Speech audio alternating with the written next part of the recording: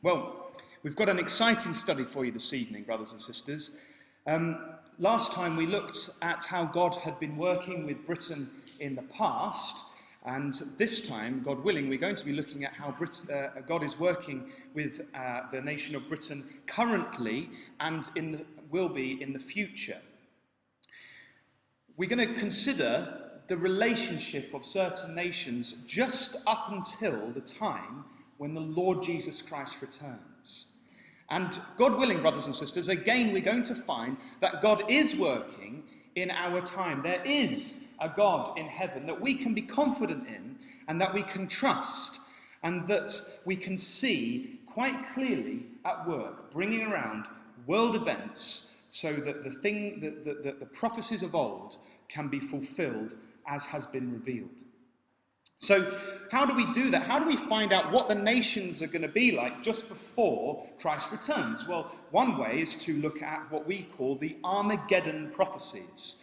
Those prophecies which relate to world events when the Lord Jesus Christ appears on the scene. And Ezekiel chapter 38 is one of these prophecies that we've just read with Brother Alex a few moments ago. What's Ezekiel 38 all about?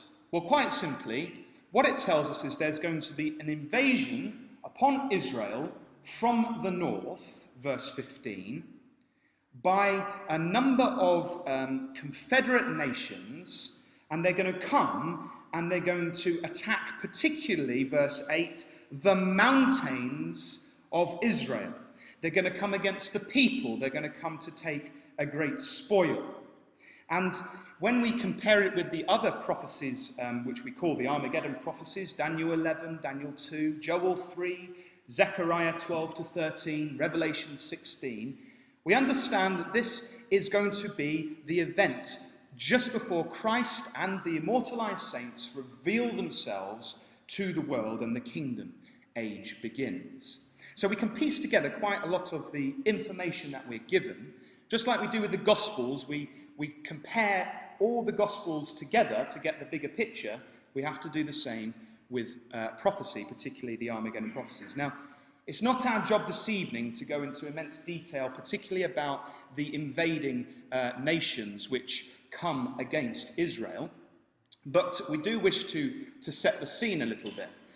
If you look at verse 1, the confederacy of nations is headed up by one character. Son of man, set thy face against Gog. So we have this character of Gog, and it's thought that Gog would have been a character perhaps known by the people in Ezekiel's time, a great warrior from the north, a Scythian warrior, but that's by and by. So this is going to be a latter-day Gog, somebody like that ancient character of Gog, and it says there, he is from the land of Magog, the chief prince in the King James Version, or it's better translated, the Rosh of Meshech, Tubal, and prophesy against him. So we've got there a block of nations. We've got Magog, which if you do your research, you'll find that that's the area of Germany. So Gog is from Germany, but he's also the prince of Rosh, Meshech, and Tubal. Rosh is an ancient name for Russia, Tubal, Tobolsk, and Meshech, Moscow. So we've got somebody, so I always find this quite interesting as an aside, that we've got somebody who's from Germany who's a prince over Russia. And so that leads me to believe, at least, that perhaps we're talking here about a president who is from one area but is a chief over those other areas. If we go then to verse 5, we get more information about this confederacy of nations. We read of Persia, that's modern-day Iran. Ethiopia and Libya, they're African nations, northern African nations. And incidentally, you'll remember from the study last time that they're mentioned in Daniel chapter 11. We have Gomer, an ancient name for Gaul and France, and Togarmah, which is around the area of Turkey. So we have a pretty good idea of who's involved. You know, the other Armageddon prophecies that we've mentioned, they don't actually go into who the nations actually are. But here in Ezekiel 38, we get them identified. They are nations, ancient names for the nations that sit on these territories. And that makes sense, doesn't it, brothers and sisters? Because in Ezekiel's time, if he was talking to people and said, oh, well, the French are going to be involved, they'd be thinking, who on earth are the French? Because the French hadn't been invented back then. But the Gomer people had. So it's the names of the ancient peoples that were around at Ezekiel's time. And as we say, they come from the north, it says there in verse 15, and thou shalt come from thy place out of the north parts. Some versions render the uttermost parts of the north, that phrase there. And as we say, this does link in with other prophecies. But, brothers and sisters, this is not... there is another set of nations which is mentioned in this prophecy. I don't know if you noticed it when Brother Alex was going through, but if you look at verse 13, we read of another set of nations, not part of this invading confederacy, a set of nations who challenge this invasion.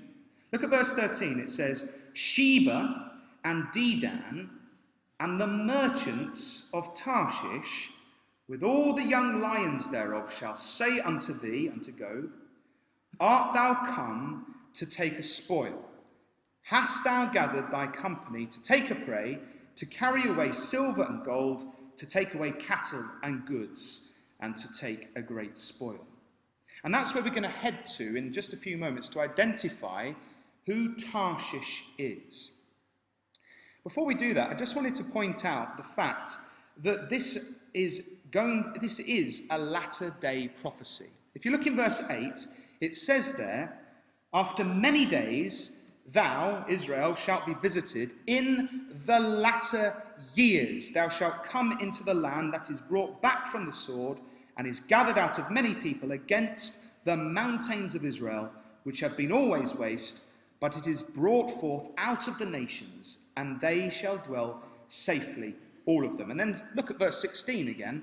And thou shalt come up against my people of Israel as a cloud to cover the land. It shall be in the latter days. And again, that's a phrase you can go through your Bibles and find out more information about that time period. But just from reading those few verses and reading this earlier, we can see what time period the latter days covers. In verse 8, we've been told that Israel's back in the land after a period of being scattered. In verse 11, we read that there's going to be this time when they're going to dwell safely.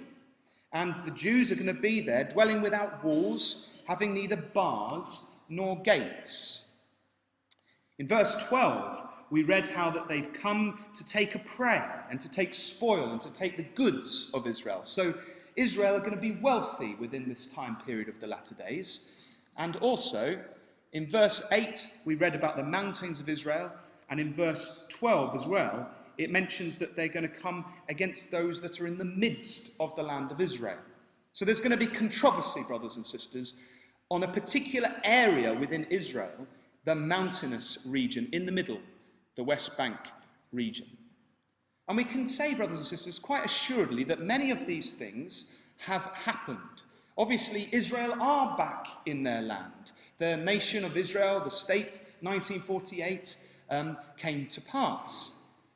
Verse 11, we can't really say that they're dwelling safely without walls, bars or gates. There is a picture that I took a few weeks back of a modern kibbutz. And each of the, what's a kibbutz? It's a Jewish settlement.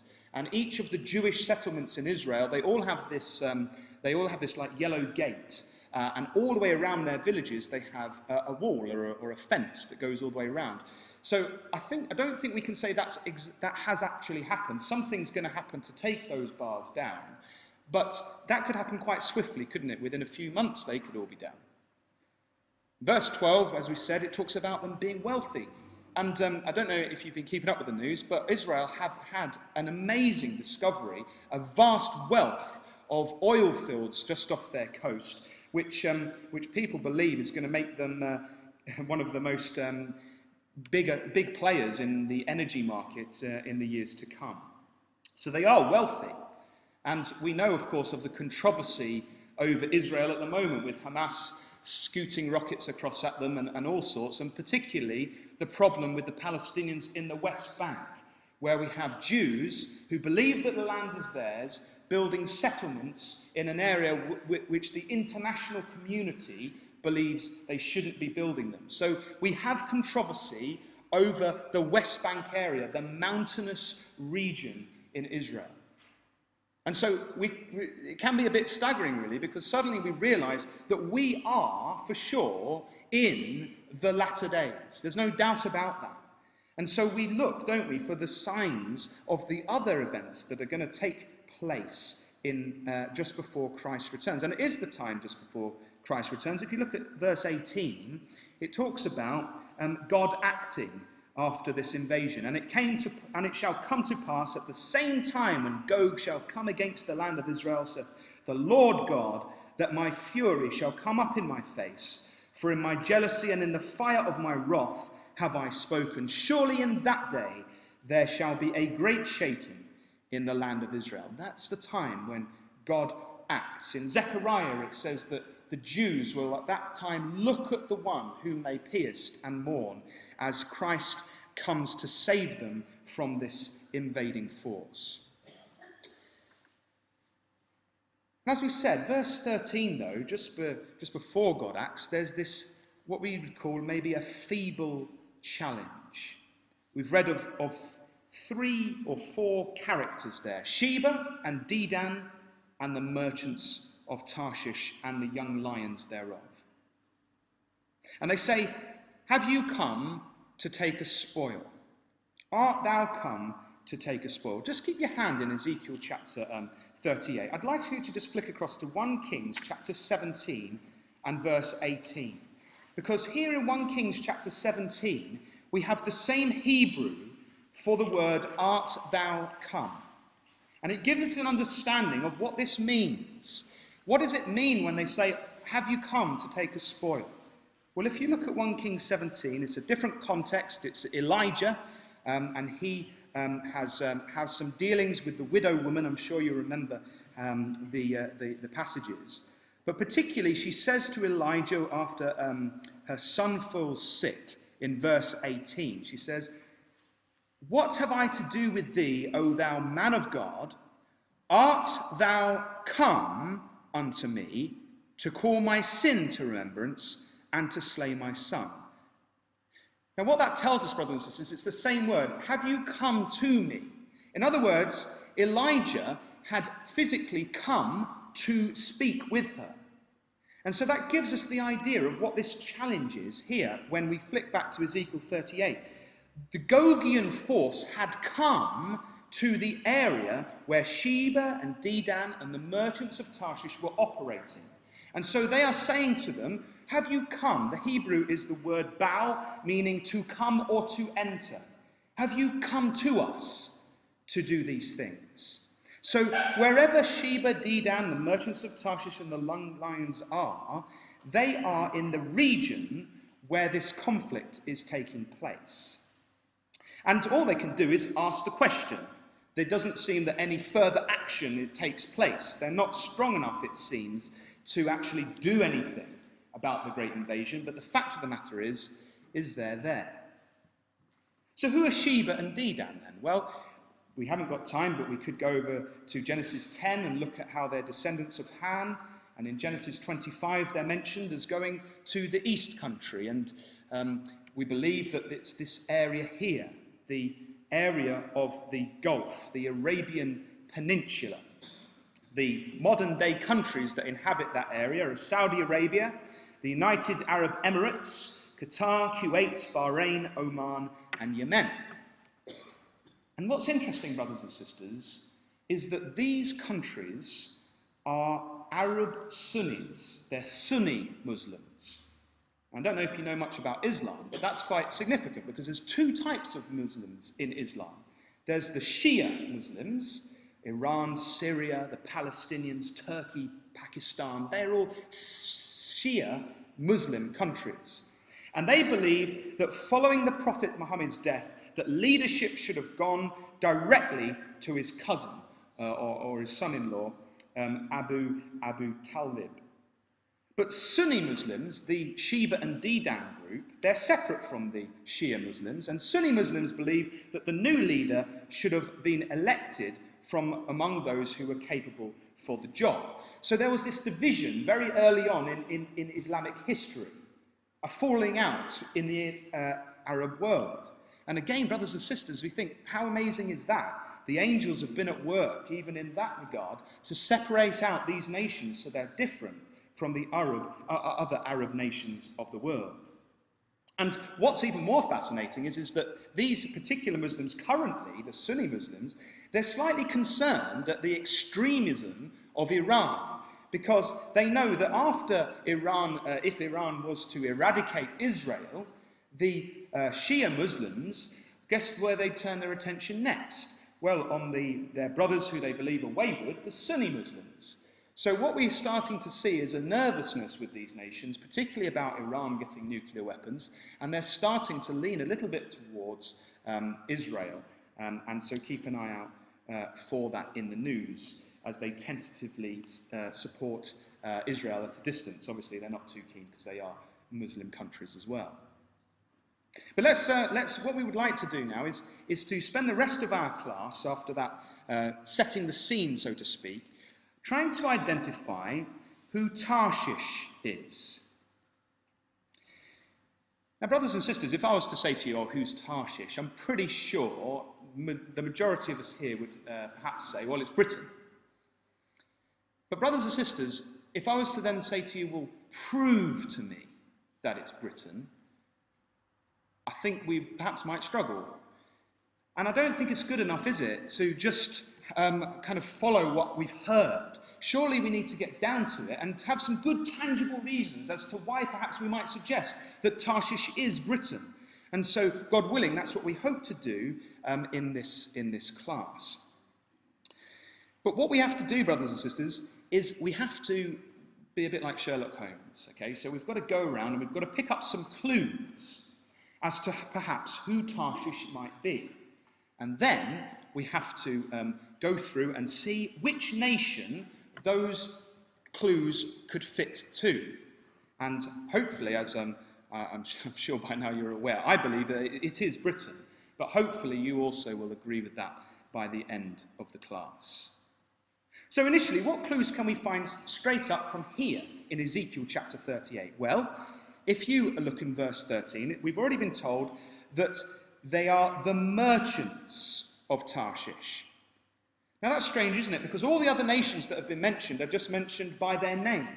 But here, we have the merchants of Tarshish, which seems to imply that only the merchants are in the vicinity of the conflict. Tarshish itself is not there, but the merchants, the traders, they are in the vicinity. So Tarshish is going to be somewhere else, but their merchants are going to be in the place where this conflict takes place.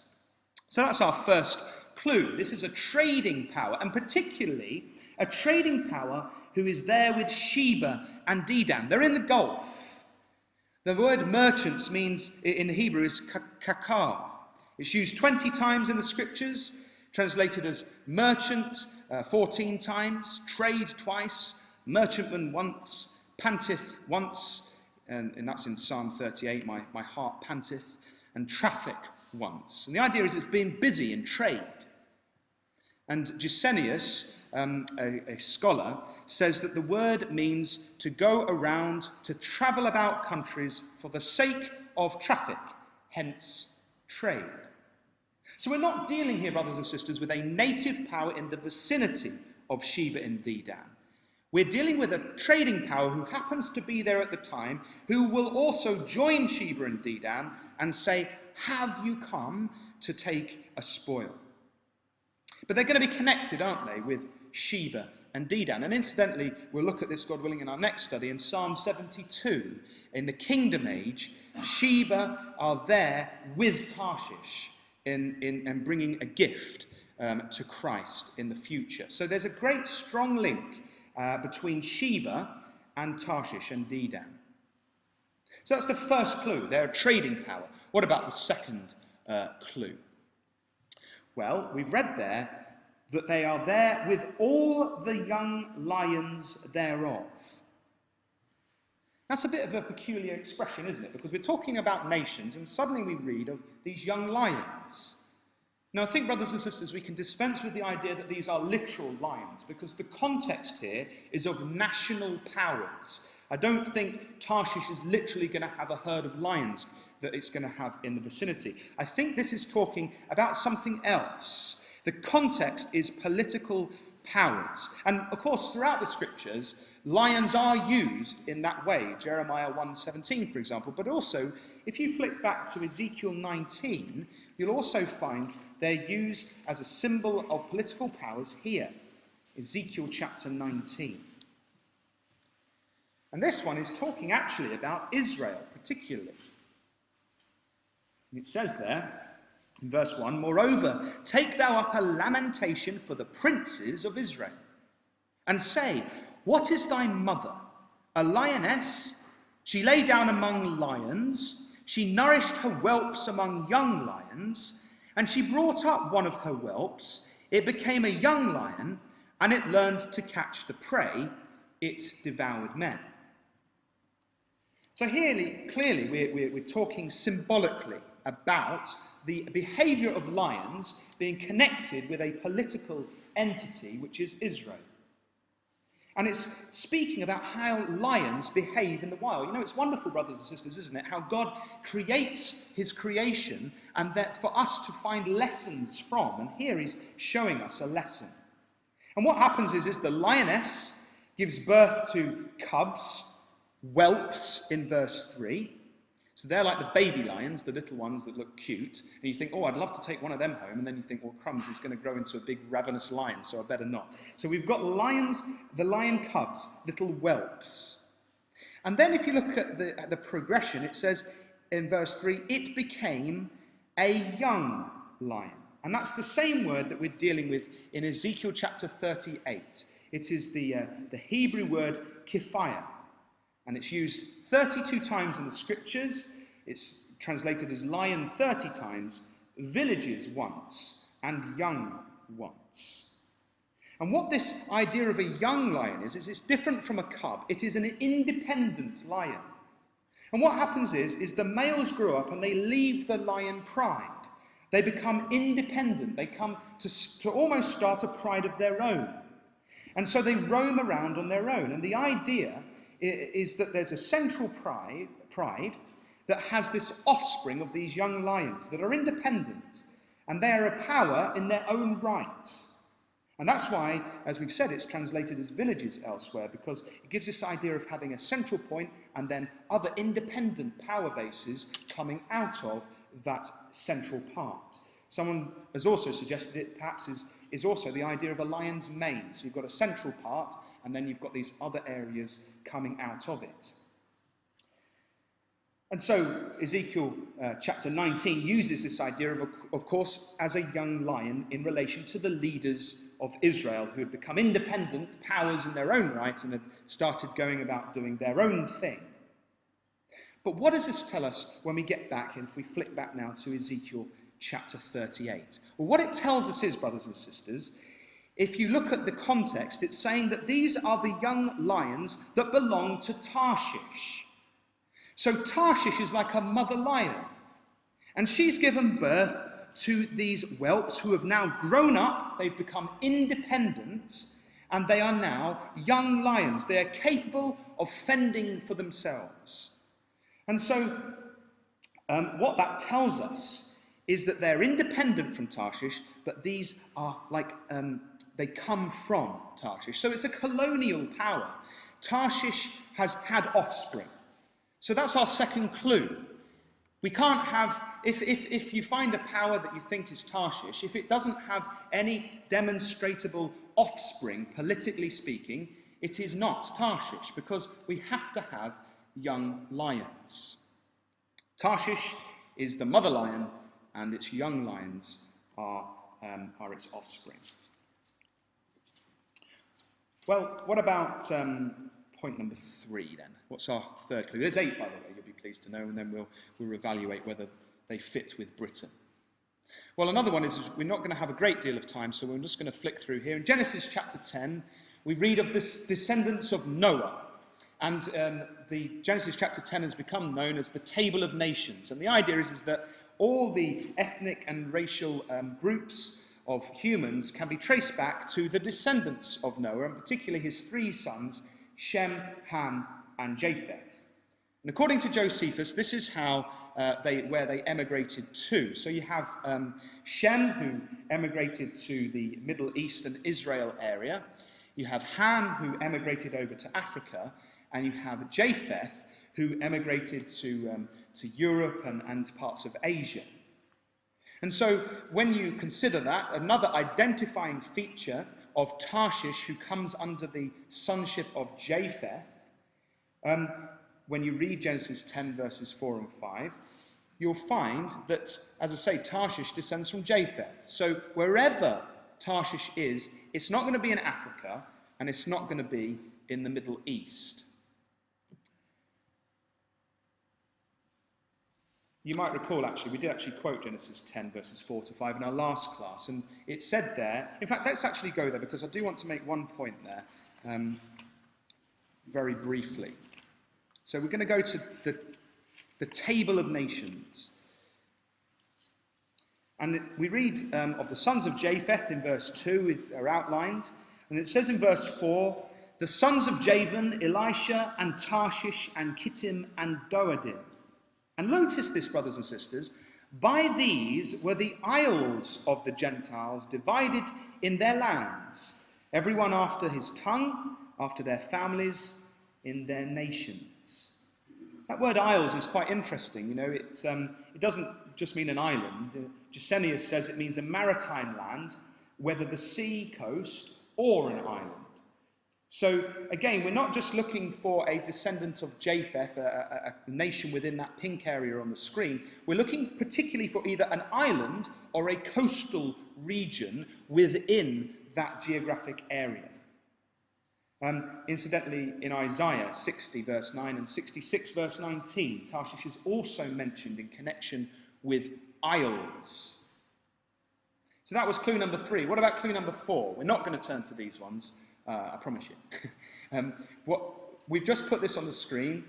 Tarshish is always connected to ships. So we read a lot of the ships of Tarshish. So there's some passages on the screen, as we say. We've got 2 Chronicles 9:21, Psalm 48:7, Isaiah 2:16, 23:1, 69, and then Ezekiel 27:25. We will turn to the Ezekiel one later. But the point is that this power of Tarshish is known as a maritime power. It's famous for its ships. It smells of sea salt. And whoever Tarshish is, it's not going to be a nation famous for land travel. It's going to be famous for sea travel. That was clue number 4. What about clue number 5? Well, clue number 5 is that it's located to the west of Israel. How do we come to that conclusion? Well, in Jonah chapter 1 and at verse 3, we read of how Jonah was told to go to Nineveh to give them a prophecy. And he doesn't want to, so he goes down and he wants to flee to Tarshish from the presence of the Lord. And so he goes down to Joppa and he finds a ship going to Tarshish. So what does that tell us? Well, it tells us firstly that Tarshish, from the land of Israel, by the way, Joppa is in that vicinity there. Tarshish, wherever it is, it has to be approachable via ship. So you couldn't just walk there, otherwise Jonah would have just walked to Tarshish. And he's looking to flee as far away from the presence of God. What a foolish idea. But he was still trying to do that. He was trying to flee from the presence of the Lord. So he gets on this ship in Joppa. And Joppa is the modern-day Jaffa, which is just near Tel Aviv, just on the coast, the west coast. So what does that tell us? Well, it tells us that if he was going on the west coast to go to Tarshish, and he finds a ship that's going to go there, that wherever Tarshish is going to be, it's going to be on the west side of Israel, and it's going to be accessible via the sea. So that was clue number 5, located to the west. What about this one? Can we turn, brothers and sisters, now to Ezekiel chapter 27. And this really helps to narrow down the playing field as to where and who Tarshish might be. So we're going to go to Ezekiel chapter 27.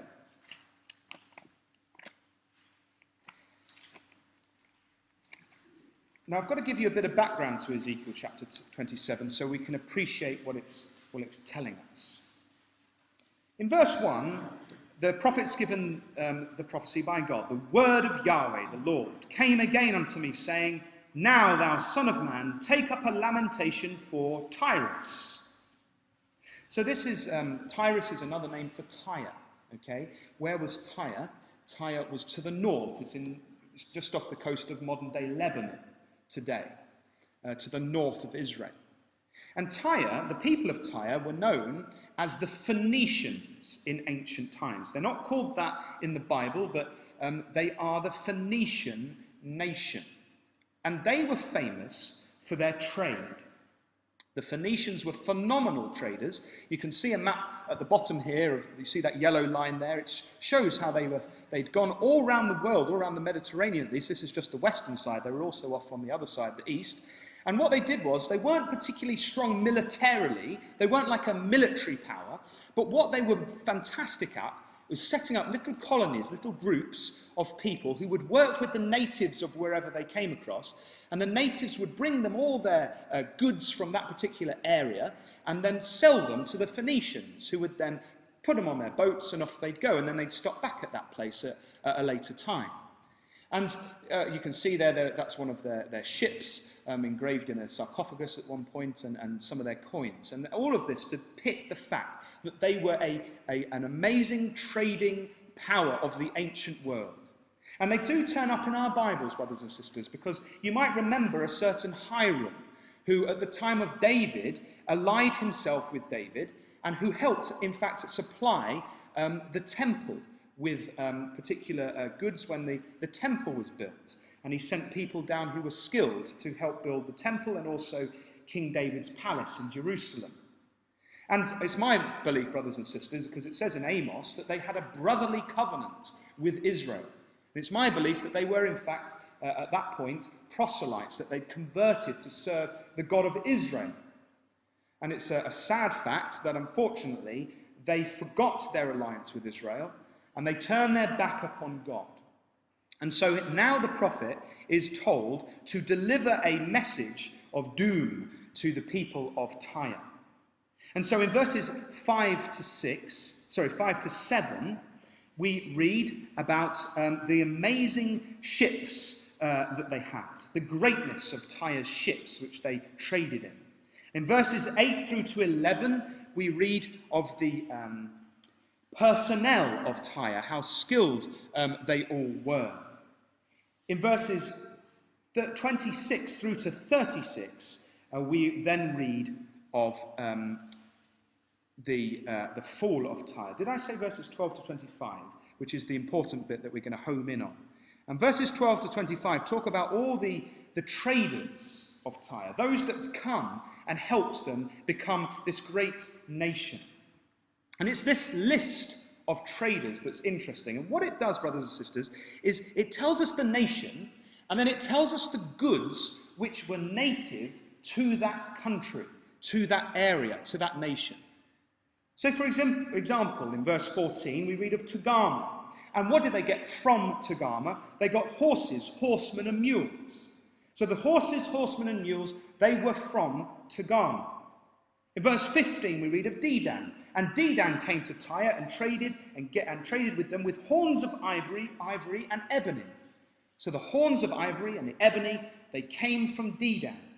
And then another one just out of randomness, verse 18, Damascus. And from Damascus came the wine of Helbon and white wool. And what God says is, you think you're so great in the eyes of all these people, well, because you've disobeyed me, they're all going to be absolutely astonished because your city, your great city of Tyre, their headquarters, is going to be obliterated, which of course occurred when Nebuchadnezzar came down, and then later Alexander the Great finished off the job, building that causeway into their island and completely destroying it. But what's interesting, brothers and sisters, is verse 12. Because there we read of our subject. Tarshish was thy merchant, by reason of the multitude of all kind of riches. With silver, iron, tin, and lead they traded in thy fairs. And what does that tell us, brothers and sisters? Well, logically, it tells us that these were the native goods of Tarshish. Tarshish came to Tyre and gave them silver, iron, tin, and lead. So whoever Tarshish is, whoever you suggest Tarshish is, they have to have these metals in them. And you have to demonstrate that those metals were traded with the ancient Phoenicians. And we'll come on to that in a little bit, God willing. So that's another massive identifier, because these metals, they're not found everywhere. In fact, tin, I think, is only found in about 4 or 5 places on the planet. So that limits us quite a bit as to where Tarshish actually is. If you actually glance down, look at verse 25.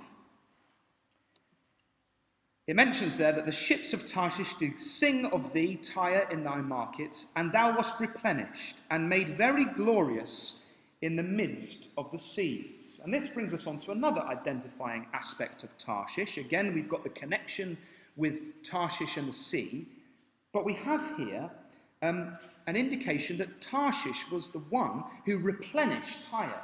So it was the ships of Tarshish which actually helped to carry goods back and forth throughout all these countries so that Tyre could become wealthy. In other words, the ships of Tarshish traded in all these areas and brought their goods to Tyre. And at this point, brothers and sisters, I wish to spend a little bit of time, it's slightly off subject, but dealing with the topic of Eastern Tarshish. It's been suggested, well, let's just turn there, just flip back to 2 Chronicles chapter 8. You see, it's been suggested in the Brotherhood that perhaps there is actually 2 Tarshishes, 2 bases, 2 places we could call Tarshish. And I'm not actually sure that we need to necessarily come to that conclusion from the verses we're about to look at. So if you look at 2 Chronicles chapter 8, verse 17 says, and this is now we're going back to the time of Solomon, okay? So this was about 900 BC, if my memory is correct. Ezekiel's written around 600 BC, so it's written perhaps 300 years before the time of Ezekiel.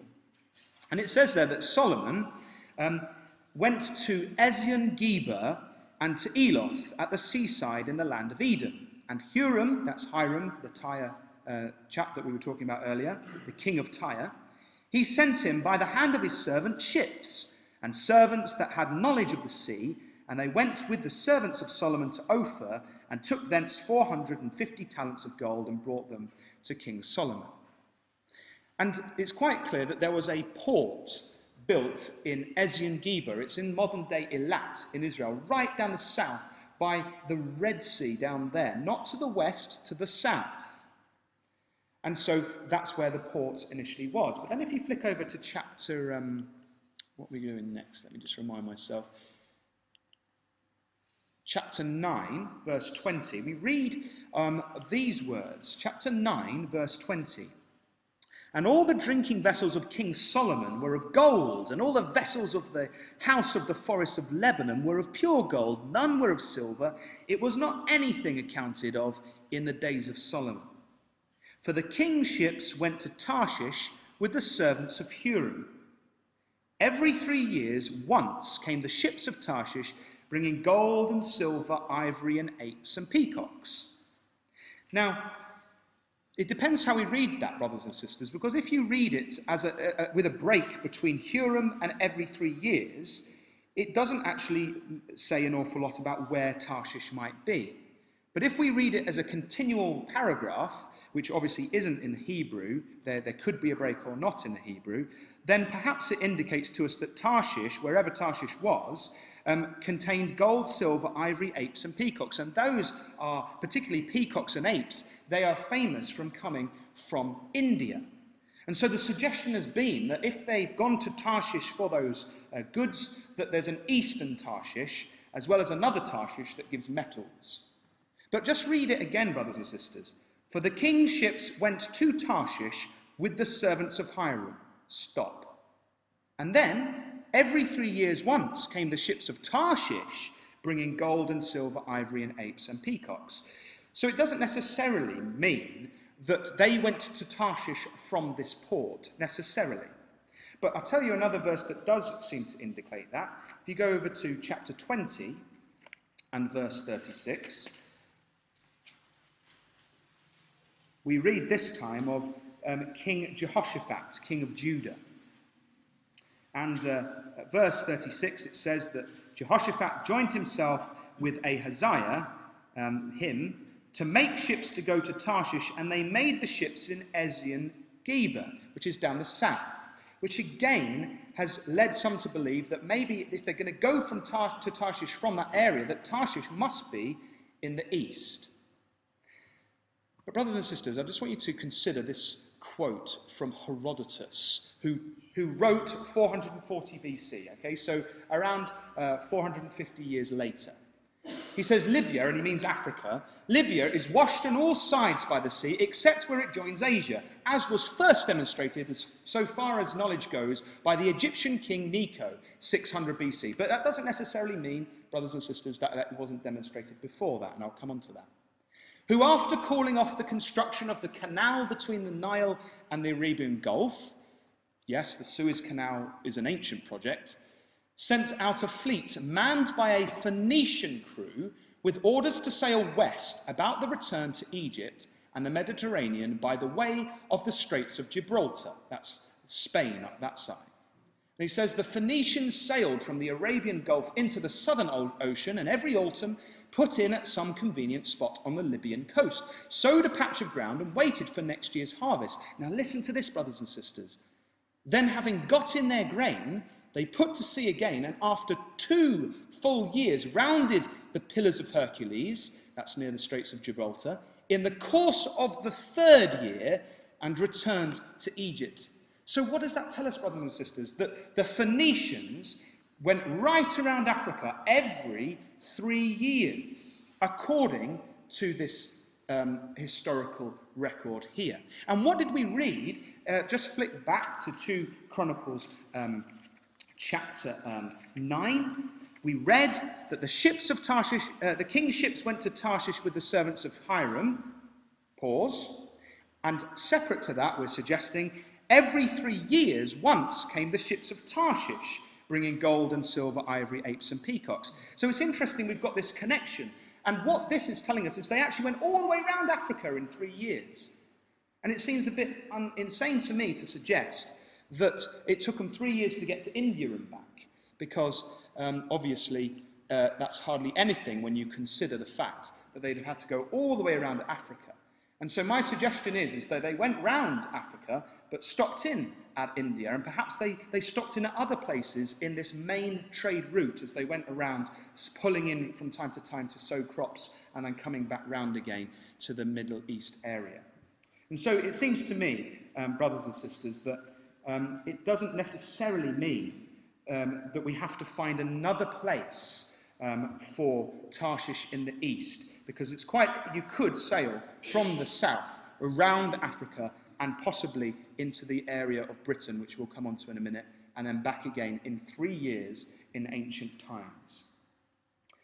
We can't be certain, can we, about what it said about the apes and the peacocks, because it just says that they bring the apes and peacocks, the Tarshish power does. But what we can be certain of is the passage in Ezekiel that specifically tells us that tin and lead and iron and the other one, which I've forgotten, comes from Tarshish.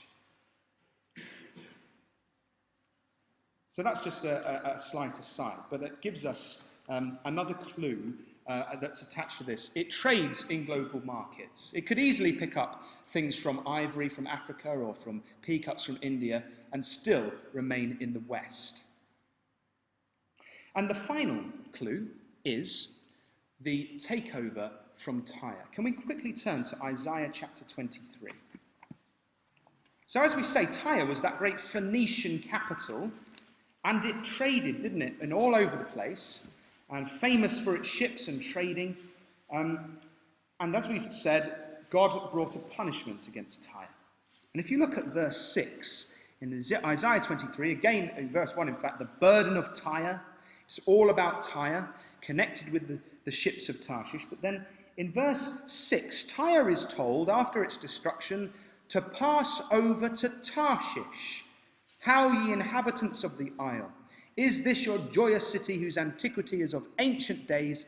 Her own feet shall carry her afar off to sojourn.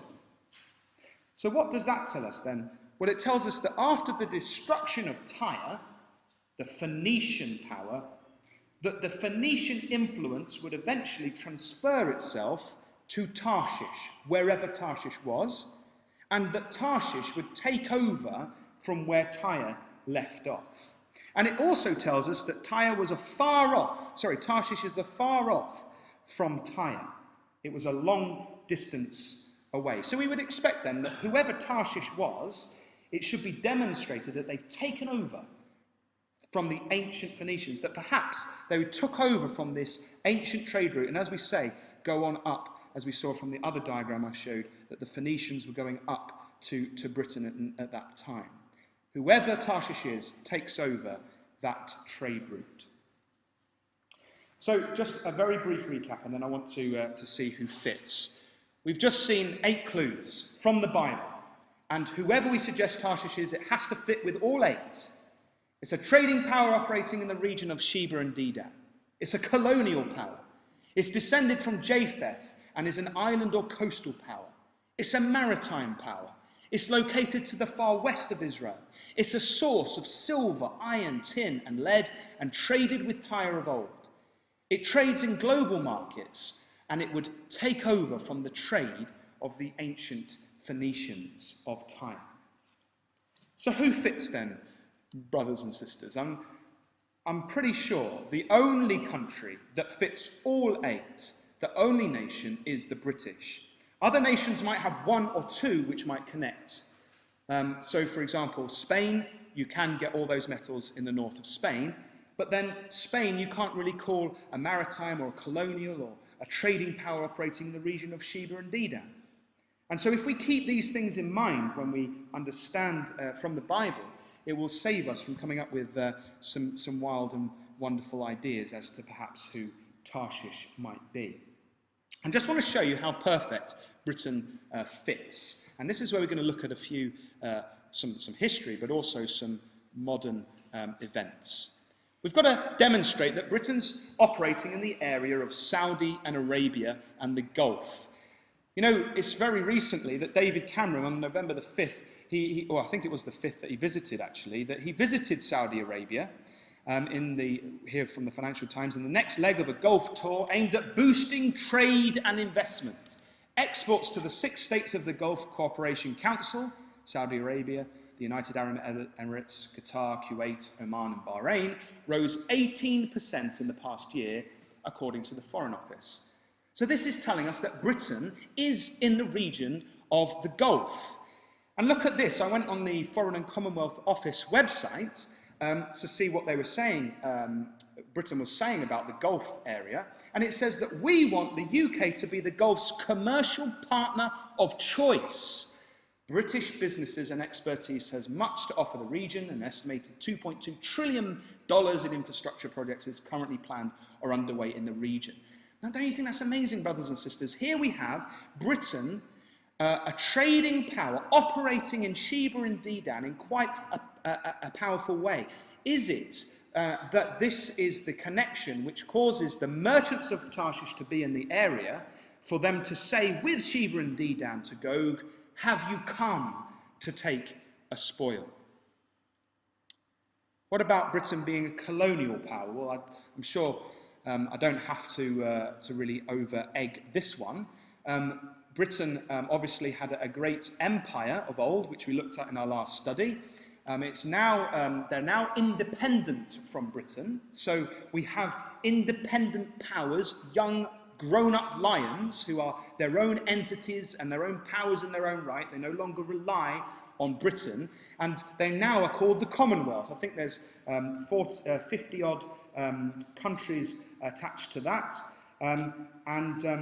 incidentally, nearly 20% of global trade is all done through the Commonwealth. So we have the mother lion, Britain, and we have her young lions trading in the areas of Saudi Arabia.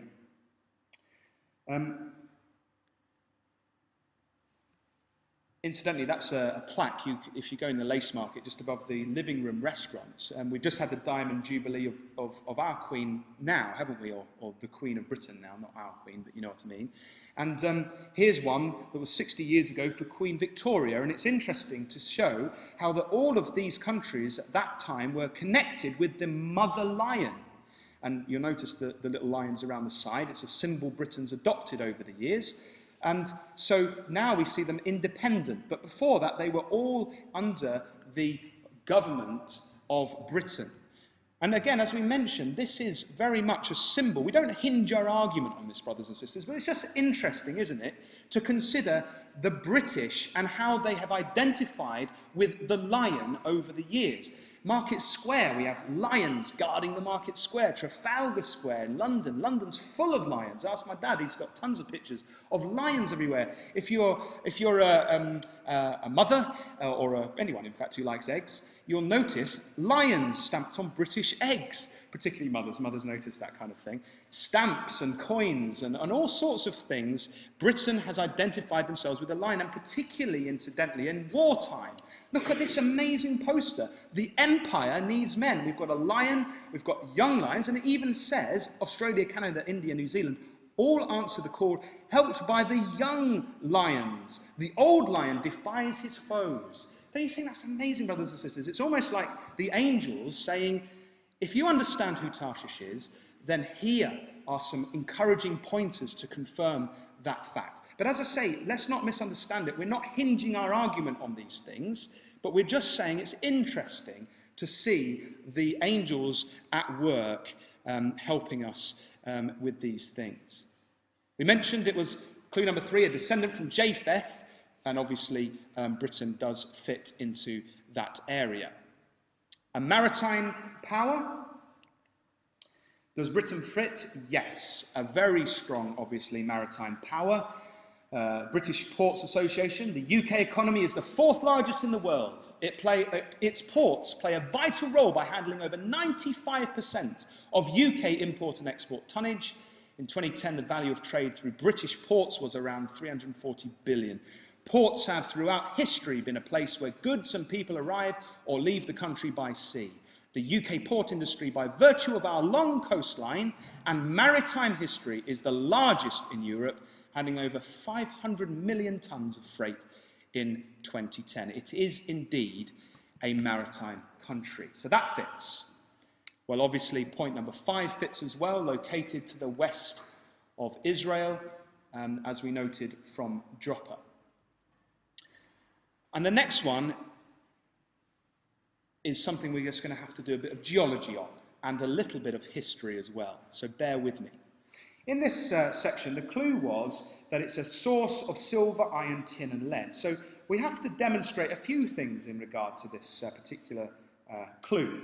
We're going to ask some questions. So the first question is does Britain naturally have these resources?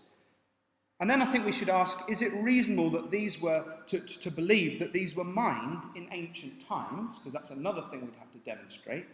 And finally, we have to then demonstrate any evidence to suggest that these were traded particularly with the ancient Phoenicians of Tyre, so that it can all tie in with Ezekiel chapter 27. And as we say, we think this is a real clincher in terms of who Tarshish is. In a word, does Britain have silver, iron, tin and lead minerals? In a word, yes. And I didn't know much about how minerals were mined. I don't know about you, but since doing this research, I understand how it worked. What happened was when the Earth's crust is full of like layers of stone, and when that splits under a great pressure, different other minerals and perhaps like shells from fish and from crabs and stuff go in, they are crushed and produce what's called minerals. And so these minerals, if you take them out of the Earth's crust and melt them at about 1,000 degrees, the rock will basically disintegrate, but out will drip the metal that you want, which is quite amazing, really. So there's a whole process in there. And in ancient times, it's most probable to assume that in Britain, These metals were readily available on the surface, these minerals. So these ancient peoples would have just chipped away from the surface and got them. And then as time's gone on, obviously they've all been covered over, and so they now have to be mined. And interestingly, obviously we've got tons of mines, particularly in Cornwall. The ancient word for Britain comes from the Celtic, the land of metals, or in the Syriac, Baratanak, the land of tin. And incidentally, the Phoenician mines, the Phoenician word for Tarshish conveys the meaning of metal refinery. So the name Britain today seems to link in with this idea of being a land of metals. And this is a map of British bedrock. Now, you might have been aware that last week we were in Derbyshire, and I bored Ruth silly by taking her to the Peak District Mining Museum. And there you can see whole crates of all different minerals from around the country. And I happened to just pick out here the ones which relate to our study. Britain does have minerals for iron, lead, tin, and silver.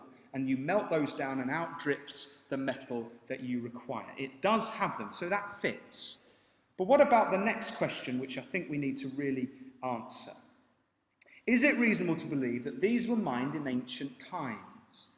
Well, here on the right-hand side, we have a map by a historian who's identified all the ancient Roman sites where they mined for various metals. Now, history really began with the Romans. We don't have an awful lot from the time of the Phoenicians at all to confirm or deny it, but history starts, as we say, recorded history starts. So we can see that around 43, 50 AD, this is why Britain became useful to the Romans, and perhaps it's why the Romans crossed the Channel and invaded the southern part of Britain. And if you still don't believe that Romans harvested these goods from the natives, well, here's some evidence. Took a lot of time to research these, but you can actually go to various museums to find the ingots. They call them ingots or pigs, probably because they're a pig to lift and carry around, that they formed after they'd melted out the minerals. So you've got silver from the British Museum, and all these things have stamped in it Roman identifiers. Iron from Scotland, tin in the Royal Cornwall Museum, and the museum Ruth and I went to last week, the Peak District Mining Museum, it actually had a lead ingot that had stamped in the side of it Britannia, and then it had a date or some mark as well. And it was absolutely wonderful to see that these were not only mined in ancient times, they were formed in ways that they could be carried back across to the Mediterranean countries and traded. And here is another source of evidence where Professor John F. Healy, who's a lecturer at Manchester University, he identified all these sources of Roman ore, that's those mineral metals, and incidentally for the four that we're looking at, Britannia appears in his list as well. So it's fantastic, isn't it, brothers and sisters, to see that these metals were indeed mined and carried across in those days. This is quite a famous one. This does potentially date back to Phoenician times and the time of Ezekiel. An ancient St. Mau's tin ingot. It was dragged up in the port of St. Mau's when they were trying to churn it out so get bigger ships in. And they think that this, because of the shape of it and the age of it, was perhaps formed around 2000 BC, which is pretty amazing, found in Britain. So we can be sure that these metals were mined in ancient times in Britain. Final question on this one. Were these metals traded with the Phoenicians? Now that's a bit trickier, isn't it? That's a little bit trickier. As we say, history does not say an awful lot about the Phoenicians. But they were in Britain. We can establish that for a fact. Here's something from the BBC a couple of years ago. They found this skeleton near Stonehenge, and it says, chemical tests on teeth from an ancient burial near Stonehenge indicate that the person in the grave grew up around the Mediterranean Sea. The bones belong to a teenager who died 3,550 years ago and was buried with a distinctive amber necklace. So the Phoenicians were in Britain almost 3,550 years ago. It brings us beyond the time when Ezekiel wrote these things. The Mediterranean people had travelled to England. But this find, I think, only recently couple of years ago really confirms that Britain had connections with Phoenicia of old. They found a ship off of Cornwall, Bronze Age shipwreck artifacts found near Salcombe. And guess what was on the shipwreck? They had these ingots, artifacts including copper and tin ingots, gold bracelets and a bronze sword were found near Salcombe by amateur archaeologists last year. Amazing. We have a trading ship, a Phoenician ship, which has on board over 300, I think it was, of these ingots. So it's clearly trading them. It wasn't just a few loose change in your pocket. These are big pieces of metal which would have been then used to trade. And what's interesting about tin is, if you want to make bronze like the Greeks did when they were fighting, you have to have copper and tin, melt them together, and it creates a really, really strong and powerful metal, bronze. And so for the ancient world, particularly the Greeks, it was essential to get hold of this tin stuff. They had copper, but they needed tin. And so the suggestion is that this was the source for the Greek bronze, which occurred back in all that time back in time, and this was the trade from that. There's a few bits more of evidence that I'd love to share with you. I know we're running out of time drastically, but does anyone know what a periplus is? Well, a periplus is like a list of ports. So if you're an ancient trader, you'd go to a port and you'd say, right, I've been to this port, and then you'd take a note of what they were exporting and importing. So you'd say, all right, they're exporting turtle shells, and they're importing purple dye. Wonderful. And then you make a note of it, and then you travel around the place, and after a while, this periplus would become quite valuable, because you'd want to know, if you were in a port, you'd think, crumbs, these guys are selling these dirt cheap, and I need somewhere else to trade them. Oh, on my periplus, I can find that the port down the road wants them, so I'll take those goods, buy them, and sell them to that port, because that's what's in need over that area. And this ancient periplus, the periplus of the Ethiopian Sea, in the eastern side of the world, is quite famous. It's around the time of 30 AD. So, okay, 600 years off of Ezekiel's time, but still important, because it lists in order the ports and coastal landmarks with approximate intervening distances that the captain of a vessel could expect to find along shore by this merchant. And what's interesting is that he mentions 4 places in regard particularly to tin. He mentions them there: Avalius, Cana, Ozine, and Bakar. And what's fantastic about that is that each of those places imported tin, but none of them exported tin. And he even says where they got the tin from. He says, there are imported into this place, he's talking about Cana, from Egypt, a little wheat and wine, as at Musa, clothing in the Arabian style, plain and common, and most of it spurious, and copper and tin. And he's saying that they came from Egypt. Now, what's interesting is that tin was not mined in Egypt. So the question is where did the Egyptians get their tin from? So we have to find other evidence from it. But what it tells us is that wherever the ancient world got their tin from to make all their bronze, it wasn't in the east, so we've got to look west. Here's that chap Herodotus again, cracking beard. And what did he say about these things? He said, 440 BC, we're only 200 years, under 200 years off of when Ezekiel wrote. This is fascinating. He was in Greece, and he says, of that part of Europe nearest to the west, I am not able to speak with decision. I by no means believe that the barbarians give the name of Eridanus to a river which empties itself into the northern sea, whence it is said, our amber comes. Neither am I better acquainted with the islands called the Cassiterides, which from which we are said to have our tin. So he's talking about 2 things there. He's talking about amber and tin.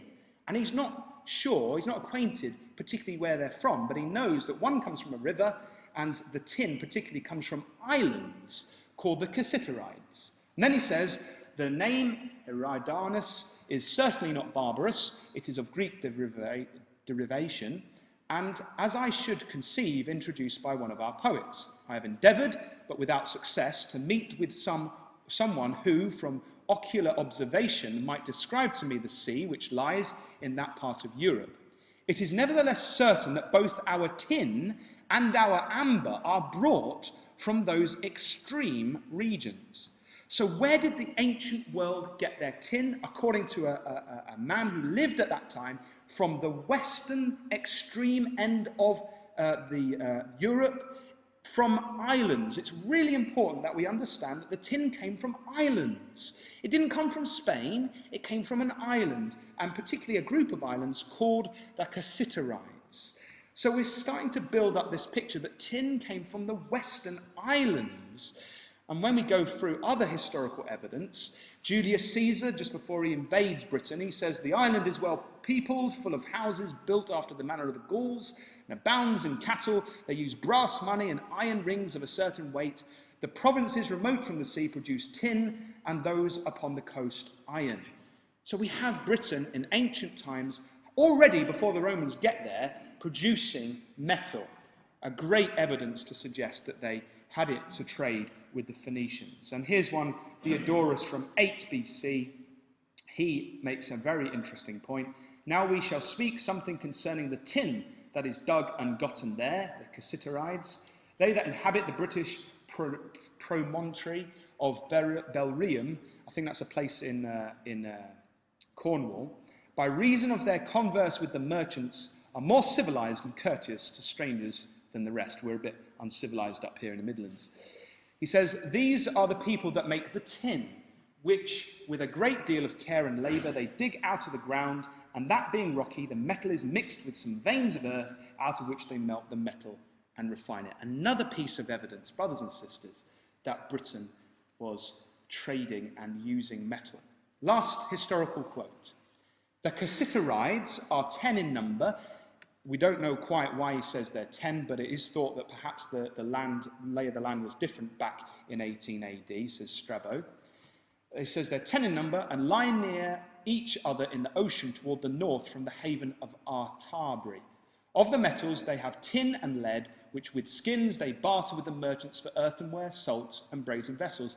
And now, this is fascinating. Why is it we don't have anything from the Phoenicians telling us this? Listen to what he has to say. He says, formerly, the Phoenicians alone from Gades engrossed this market, hiding the navigation from all others. So the Phoenicians had been to Britain, and they were there. And then it says, when the Romans followed a certain shipmaster that they might discover the market of metals, the jealous shipmaster willfully stranded his vessel on a shoal, misleading those who were tracking him to the same destruction. Escaping from the shipwreck by means of a fragment of the ship, he was indemnified for his losses out of the public treasury. So when people tried to follow the Phoenicians were so fanatical about keeping secret that Britain had all this wonderful metal that they would happily run their ships aground to stop people understanding the secret. And that's perhaps why Herodotus couldn't find one person that had been to the Cassiterides. He knew that they were there,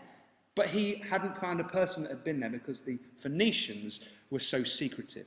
So that's point 6. I think we've clearly demonstrated all those points that Britain fits the bill. It has those metals, and it traded in them in ancient times, according to all the historical references I could find anyway in my research. It trades in global markets. Well, clearly Britain does. London, obviously, is a massive player in the world stage. In fact, it's the 4th largest stock exchange in the world. Interestingly, talking about the fact that Britain needs to be connected with Sheba and Dedan and the Gulf states, it's incidentally owned, look at that, the key stakeholders are a Qatar country, a company, 15%, and a Dubai company, 21%. There are real solid connections between Britain and Saudi Arabia and those states from that area, the Gulf area.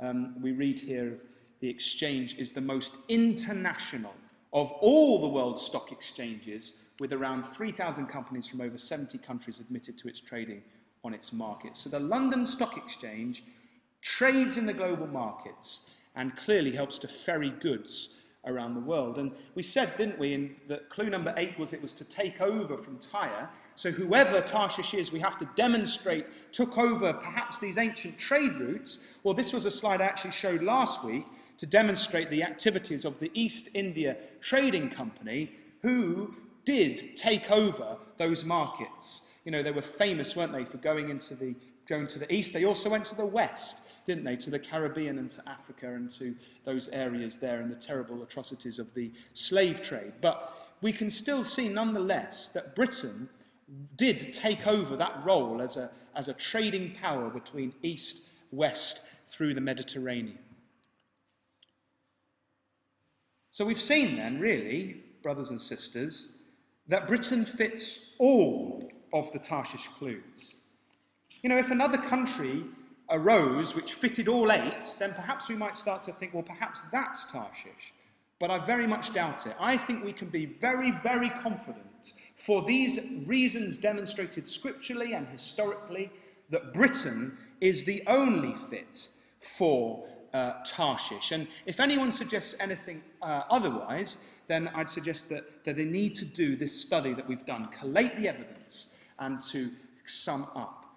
But what does it all mean, brothers and sisters? What does it mean? Well, when we come back to Ezekiel chapter 38, the signs of things that are going to happen just before Christ returns are clearly set out, aren't they? We have the Gogian Confederacy on one hand. On the other hand, we've got Sheba and Dedan and the young lions. So we get a picture, don't we? We've been given a vision, brothers and sisters, to encourage us. As we look out at the world, we actually see these things occurring. Tarshish, Britain, is going to be separate from these other nations, from the European powers. It's going to be operating in the area of the Gulf. Look at this. This was only the 15th of September this year. An armada of international naval power massing in the Gulf as Israel prepares an Iran strike. An armada of US and British naval power is massing in the Persian Gulf in the belief that Israel is considering a preemptive strike against Iran's suspected nuclear weapons program. Western leaders are convinced that Iran will retaliate in any attack by attempting to mine or blockade the shipping lane through which passes around 18 million barrels of oil every day, approximately 35% of the world's oil traded by sea. A blockade would have a catastrophic effect on the fragile economies of Britain, Europe, the United States and Japan, all of which rely heavily on oil and gas supplies from the Gulf. So we have Britain in the area. These are vital supplies for the British economy. And so we have them moving into position to defend it. Only the other week, Cameron, he met with the states of the Gulf, and he says, and the Independent reported, it is understood that the government is keen to reassure its Gulf allies that they would have Britain's full diplomatic and military backing should tensions with Iran escalate further. Britain is in that area and is diplomatically and militarily there. Are you come to take a spoil? It's clearly coming to pass before our eyes. If we could see these things in our newspapers day to day, I think we'd get very, very encouraged. The Black Duke, it's a ship, will be on guard in the Arabian Gulf this winter and spring. The Type 23 frigate and a crew of 215 left Plymouth last month and will be policing busy shipping lanes. Monmouth will disrupt and deter piracy to protect shipping on a vital maritime trade route. You see, we don't really think about this because we just go to Sainsbury's and pick up our food. But all that stuff comes through some of those areas, and particularly when we fill up our cars, it's a lot of it coming from the Gulf area, from Sheba and Dedan. What about Britain separating itself from Europe and becoming independent? Well, that's clearly on the cards. Look at this from last year. You remember Britain vetoed a really vital item that the European Union were putting forward, the new treaty, which was to take away more powers. And we read from the Telegraph there that the title was EU Treaty, David Cameron stands as the lone man of Europe. And the Telegraph suggested that the actions of Britain last year could end with departure from the EU. So Britain will be separate in a location where they can challenge the European powers. The Daily Express is championing this idea of being independent with its campaign to get Britain out of the EU now. That's one of the covers that they had. We demand our country back. The British public, because of reports like these on the screen, are sick to death of the EU stamping all over the sovereignty of the British. And so we can see, brothers and sisters, Britain on the way out of Europe. We can see them becoming independent to trade with their young lion nations, and we can see them very much being independent. There's news stories galore. These are not even, I've not even had to go back in time. These are all, this year and the last few months. The majority, look at that one, majority of British public want to leave Europe, the independent, 26th of November. So we're nearly there in terms of the signs. And when Britain does leave the EU, let's think about, brothers and sisters, this prophecy here in Ezekiel chapter 38. Now, it's all been very interesting, and as I say, we've done a bit of a study, and it's been intellectual head knowledge up until now. But what we don't want to do is just have that knowledge banging around in our heads and think, well, that's interesting, and go our separate ways and carry on as if we hadn't understood any of this. Because knowledge brings responsibility, doesn't it? And what this is telling us is, as we've seen these signs come to pass and coming to pass before us, what it needs to make us do, brothers and sisters, is pull our socks up and is to prepare for the coming of our Lord Jesus Christ. And so as we see then Bible prophecy being worked out before our very eyes, we can be confident, can't we, that God is at work, that Christ is coming. And so the question that I think the Scriptures is saying to all of us here tonight is, are we ready? And if not, then let us get ready for the return of our Messiah.